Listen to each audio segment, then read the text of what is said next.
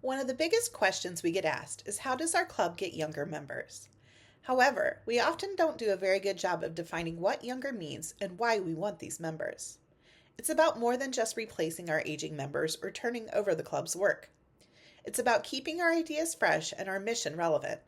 So today, the goal is to provide you with ideas on how to define younger members, how to get them to join your club, and how to get them to stay as members through engagement. Throughout this session, we will consider two main questions. First, why would younger members join your club? How does your club fit with their wants, needs, and goals? Next, how can you recruit them? How can your club actually turn these younger prospects into members? I think the most important first step is to define what a younger member is for your club. Start by looking at your club's average age. Is it 55? Is it 75? Is it older than that, or maybe younger?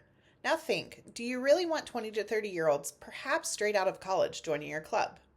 For some clubs, it makes perfect sense, while others might not be the right fit now, given the programs, projects, and meetings that they offer. Think about if your club members have anything in common with them. Also, ask yourself, when was the last time you had a new club member join? If it has been more than 5 years, that might be a red flag. You aren't targeting the right group. One way to solve this problem is something that's been discussed at a lot of conferences in the past. Consider recruiting the generation beneath your club's average age. If you're in your 50s, look to 25 to 30-year-olds. And if you're in your 70s, look at the 50 and 60-year-olds. Why? Because you're likely to have a lot more in common with that age group than one 20 to 30 to 40 years younger than you. If you're in your 70s, try to find a 55-year-old to join.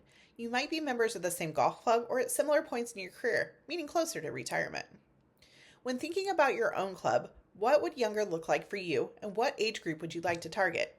Pause this video now and take a moment to jot down a few ideas when you think about this question. Why do you want younger members to join your club? A lot of clubs would say so our club doesn't die out. This is obviously true, but you also need to dig a little deeper. Having younger members involved allows them to have an active role in the community. For professionals, it might allow their name to be published in the paper and allow them to get business from other club members, even if your club doesn't necessarily do any formal networking. Many of us are comfortable making referrals to our peers when possible, since we know them better than other competitors in our community. There are also benefits for the club. These new members are going to have different connections in your community. They are a part of different groups and social circles that you might not be tapping into for volunteer help yet. While they may not be leading the groups and companies they're a part of yet, they will be in 5 to 10 years. They likely also have contacts to donation sources and perhaps even sponsors that your club doesn't. They could be part of a JC's club, a young professionals group, or still be parts of groups associated with their college and professional school. All of those could be valuable resources for your club. Has your club made younger member recruitment a priority? Why is that important? If you haven't yet, why not? Hit the pause button and take a few minutes to think this through. So now you've identified who you want to try to recruit and the benefits for both parties. Let's start to think about how to actually get them through the door. First, do they even know you exist? Everyone seems to know Rotary and Lions, but we've all been asked what Sertoma is and heard how we're a well-kept secret. Now's your chance to change that. Think about how you can market your club and think about if you're promoting your club in the places these younger prospects interact with, belong, visit, and more. Do you promote your service project or service to mankind in newspapers and publications that draw these individuals? Are you part of the Chamber of Commerce? These are just a couple great ways to talk about how your club serves your community in front of an audience likely full of people you want to attract. Are you also sharing these messages with other groups, even at other service and volunteer organizations in your area? What about bigger companies? Sometimes they have monthly company meetings where they might bring in an outside speaker. So for instance, if you can talk to the local manufacturing plant of 250 employees for 5 to 10 minutes, you might find a couple people who your work resonates with. Many companies also pay for volunteer service days or hours. Seek out these employers and partner with them on upcoming community projects. And of course, we'd be remiss if we didn't mention social media. Having an online presence is more important than ever before. If you want to reach people today, having a regularly updated website and or social media page is critical. It's where many people, especially Gen X and beyond, go to get their information and news. Make sure to keep it fresh, share lots of videos, and promote your mission, work, events, and volunteer opportunities. The whole point here is to work your mission and to make sure your community knows when and how you do it.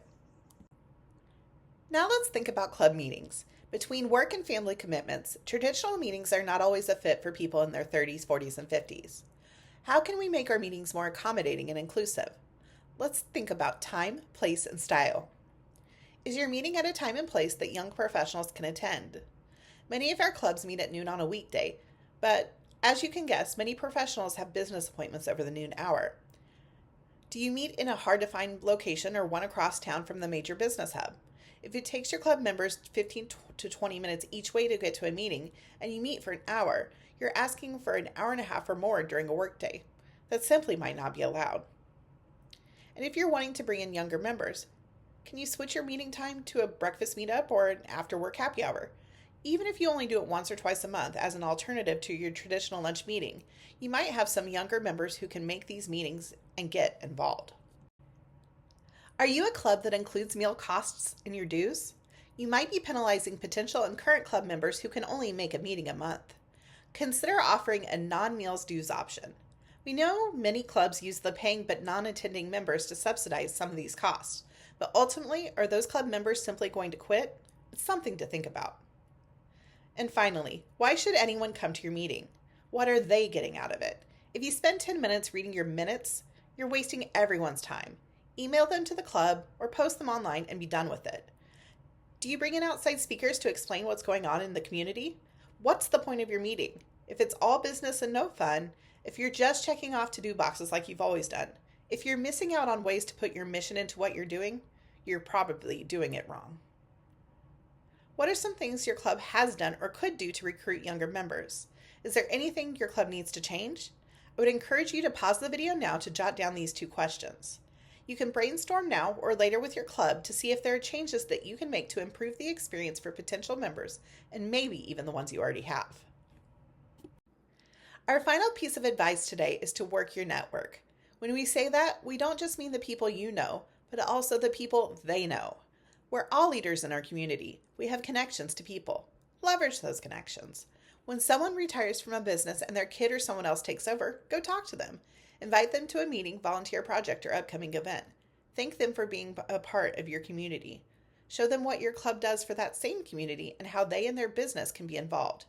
And don't forget to talk to that retiring owner. Not that they're no longer working full-time, they just might have time to volunteer. Think about the people you know, your kids, nieces and nephews, neighbors, and fellow church members. Are they ripe for joining your club? If they're older, what about their kids? Getting these people involved, encouraging them to bring along a friend, can be a great way to bring in the next generation of Sertomans. And even if they aren't quite ready to join yet, that's perfectly okay. Maybe they're willing to volunteer with you or make a donation. If they're 30 and have 2 kids, they may not have the time and money to devote to Sertoma yet.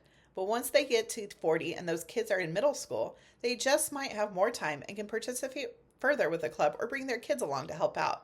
The most important thing is that they know you're there and the good work your club does in your community. We hope this stimulates an ongoing discussion. The biggest piece of advice we can give is to get specific. It's easy to say we want our club to be younger, but what does that really mean? Think about one person or group that you can talk to about helping in Sertoma. Not even joining, just getting involved. What is one way your club can get the word out to new, younger members in your community?